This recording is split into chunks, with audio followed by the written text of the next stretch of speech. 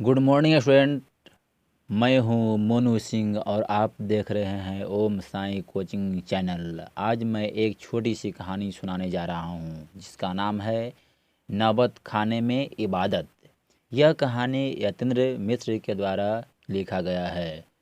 पाठ आरंभ करने से पहले हम लोग बिस्मिल्लाह खा के बारे में कुछ मुख्य बातें जान लेते हैं, क्योंकि पाठ में इनका नाम बार बार आता रहेगा। तो आपको पता होना चाहिए कि वो कौन थे। देखिए, मैं बता दूं कि उस्तादों का उस्ताद बिस्मिल्लाह खां, जिन्हें शहनाई का जादूगर भी कहा जाता है। इनका जन्म डुमराव गांव में हुआ था, जो कि बिहार राज्य में पड़ता है।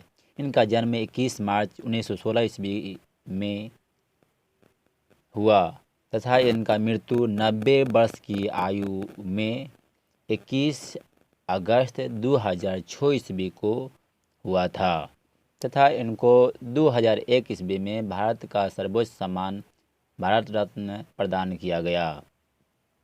इनका बचपन का नाम कमरुद्दीन था और बड़े भाई का नाम शमसुद्दीन था। इनको बिस्मिल्लाह नाम इनको दादाजी ने दिए थे और 6 साल के उम्र में ये अपने पिताजी के साथ बनारस आ गए। इनका पिताजी बड़े बड़े राजा महाराजा के यहाँ शहनाई बजाया करते थे और उन्होंने अपनी चाचा अली बख्श से विलायती से शहनाई बजाना सीखा। इनका पिताजी शहनाई वादन का काम किया करते थे।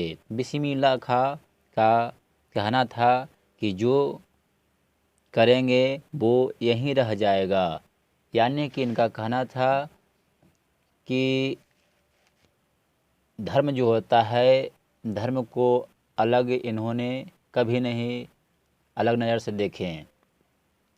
देखिए, यहाँ तक कि इस कहानी के जो लेखक है यतेंद्र मिश्र, वो भी कहा करते थे कि खान साहब कहते हैं कि संगीत में कोई जात पात नहीं होता, सभी मजहब एक है। यानी कि इस्लाम धर्म को जितना इज्जत देते थे उतना ही इज्जत हिंदू धर्म को भी देते थे।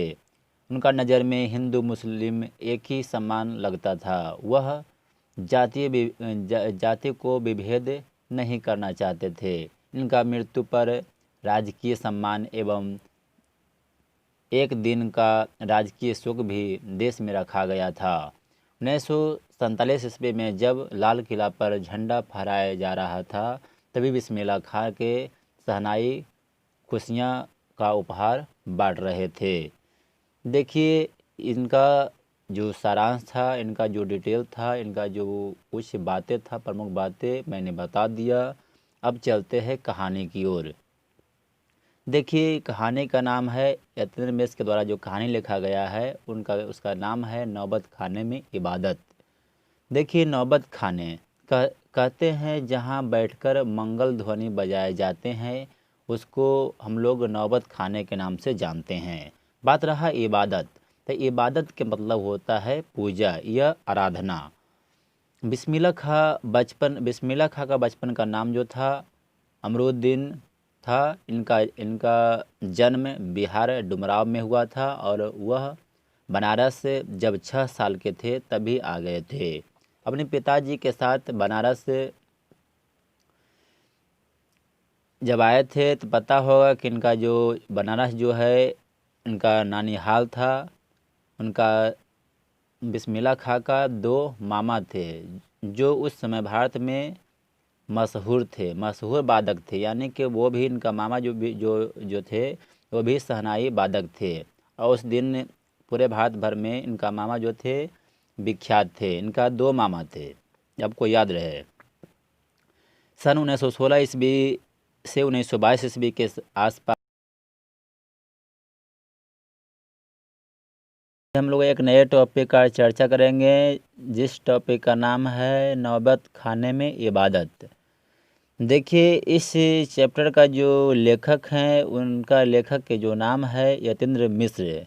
देखिए, यतेंद्र मिश्र के कुछ परिचय हम लोग जान लेते हैं। तो देखिए इनका जो जन्म हुआ था 12 अप्रैल 1977 ईस्वी को अयोध्या उत्तर प्रदेश में हुआ।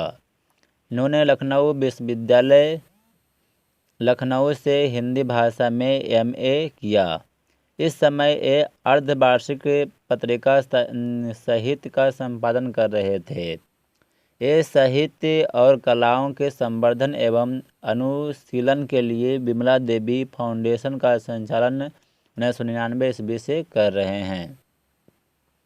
देखिए इनके कुछ रचनाएं के बारे में हम लोग जान लें। देखिए इनके 3 काव्य संग्रह प्रकाशित हुए हैं, यदा कदा, अयोध्या तथा अन्य कविताएं, और ड्योढ़ी का भी आलाप है। इन्होंने प्रख्यात शास्त्रीय गायिका गिरिजा देवी के जीवन और संगीत साधना पर एक पुस्तक गिरिजा लिखी है। देखिए पाठ का परिचय के बारे में थोड़ा जान लेते हैं। तो प्रस्तुत पाठ नौबत खाने में इबादत प्रसिद्ध शहनाई वादक भारत रत्न उस्ताद बिस्मिल्लाह खां पर रोचक शैली में लिखा गया व्यक्ति चित्र है। इस पाठ में बिस्मिल्लाह खां का जीवन, उनकी रुचियाँ, अंतमरण की बुनावट, संगीत का साधना आदि गहरे जीवन, अनुराग और संवेदना के साथ प्रकट हुए हैं।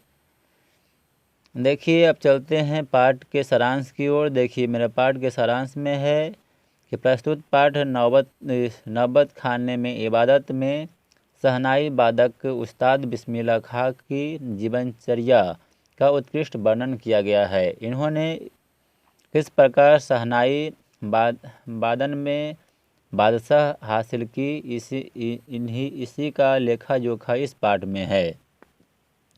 1916 ईस्वी से 1922 ईस्वी के आसपास काशी के पंचगंगा घाट स्थित बालाजी मंदिर के ड्योढ़ी के उपासना भवन से शहनाई की मंगल ध्वनि निकलती है।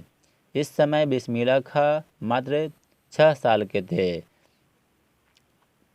इनके बड़े भाई का नाम शमसुद्दीन के दोनों मामा अली बख्श तथा सादिक हुसैन देश के प्रसिद्ध शहनाई वादक थे।